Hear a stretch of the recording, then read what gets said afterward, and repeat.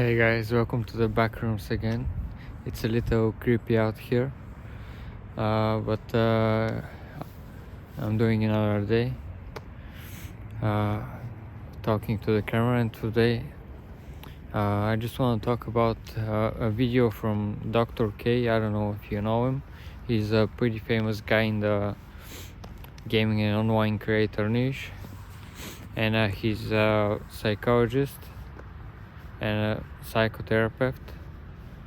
I don't know how else I can introduce him, but he basically deals with mental health. Just make sure this records, okay. He deals with mental health of primarily gamers and content creators, and I highly recommend watching him. But today I want to talk about one of the videos that made a very big impression on me these days, and it was a video about anxiety from Dr. K, which I think is what I'm mostly struggling with. You know, if I didn't have anxiety, if I had the box, I would just do these things and not waste so much time. But as you'll hear in this video, anxiety is not so bad after all. It can also have some helpful sides. So, to begin with, what's anxiety? He basically says that anxiety is thinking into the future, what your actions today will be into the future, and anticipating problems and trying to prevent them. So basically you're worrying about what if, and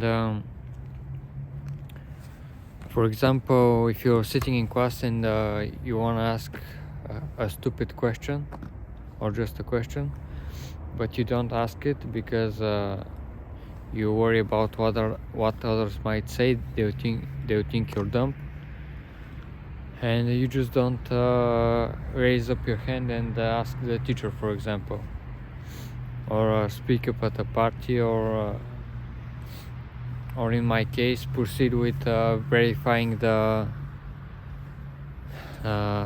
business address and trying to work it out. I think mine is deeper. I can pretty much explain it, but I'm not gonna do it in this video because it's also some personal stuff. Because the second part of anxiety is basically insecurity in yourself or others.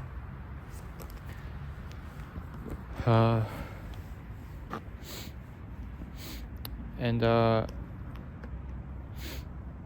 lack of confidence also. And when you think about it, Dr. K said in the video that it turns out that more intelligent people more often suffer when with higher levels of anxiety than others, just because their brain is more able to compute out the different problems that may arise in the future from their actions right now or into the future, or even their previous actions. You know, it's not only about the future. You might be anxious about the stuff that you've done before and how they'll turn out. But Dr. K generally says that it's about the future, and that some people conflate it with the past.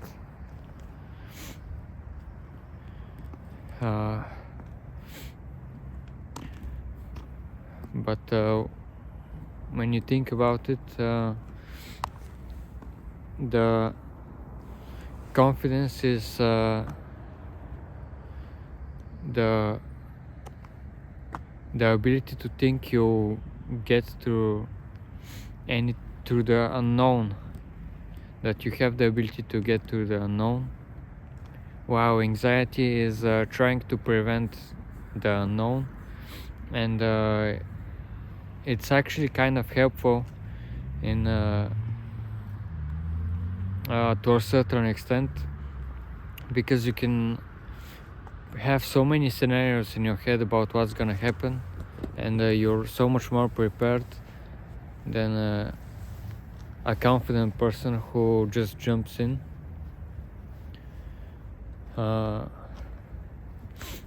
But the problem is that when you get stuck and the problem seems way too big to handle, or that you don't think you have the capacity to do it, to overcome it. So what our mind does then is either procrastinate, just ignore the problem, because if we can't escape it either way, we can just avoid the problem by not doing anything, and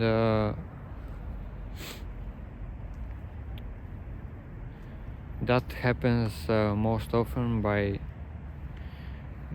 video games, by drugs, by alcohol, that kind of stuff that keeps us more tied to the present moment. You know, when you walk into a video game, you stop thinking about anything else, you relax, you only think about the present and the game.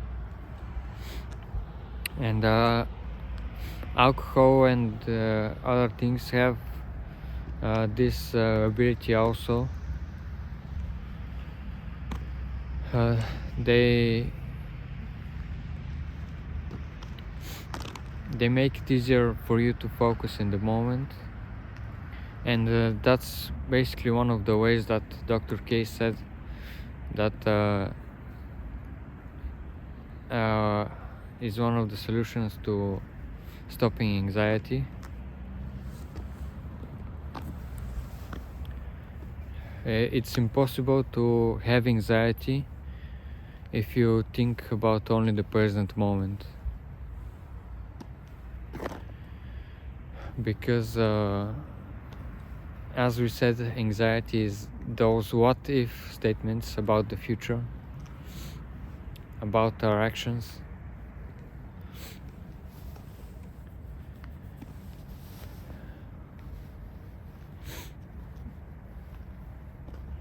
And another way is to just develop that confidence in ourselves, that we can overcome the unknown, whatever it is, and that takes building up like a muscle.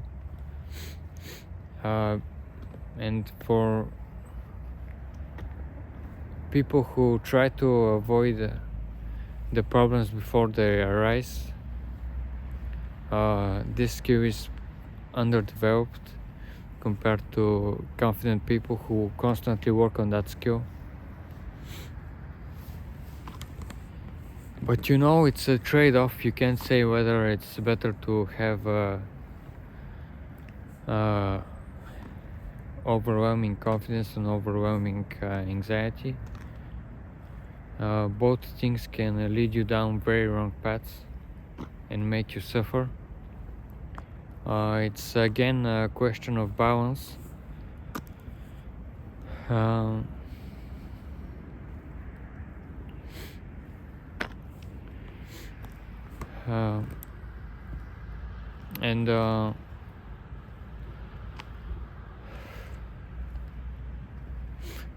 the problems that we have in our heads that might arise in the future are often bigger than they actually are, and when we actually worry about an exam, for example,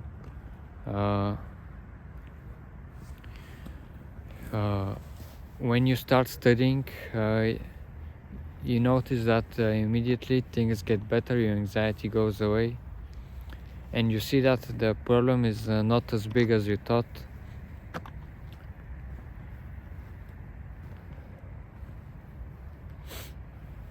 So that's another way to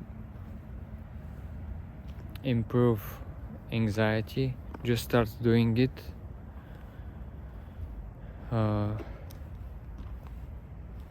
As probably most confident people already know, the problems can be way bigger than they are in reality, in our heads.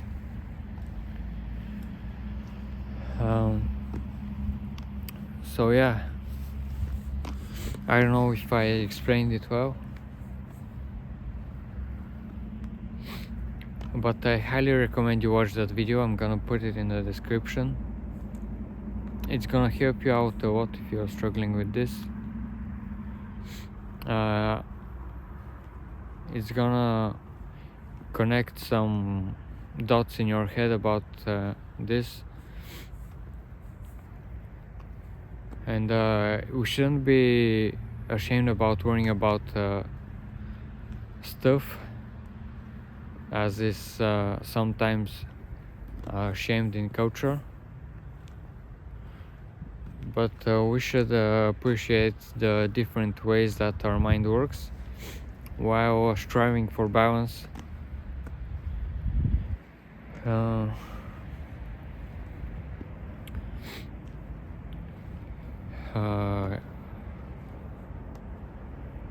Because anxiety can be very hard on a person, and yeah, it's basically just about starting and thinking in the present, not thinking so much about the future, and building up that confidence that whatever comes up in the future, you'll be able to handle it no problem. And I highly recommend again you watch that video. So thank you for watching another day of talking to the camera. I don't know what day it is, but we're about 2/3 on the way there to the 30 days, and I'm pretty happy about that. I'm kind of running out of topics that I can talk about. I can talk about my store and stuff, but I've talked about that so much already that it's probably boring. So try to vary up the topics a bit. And yeah, that's basically it for today. Thank you for watching another day. See you again.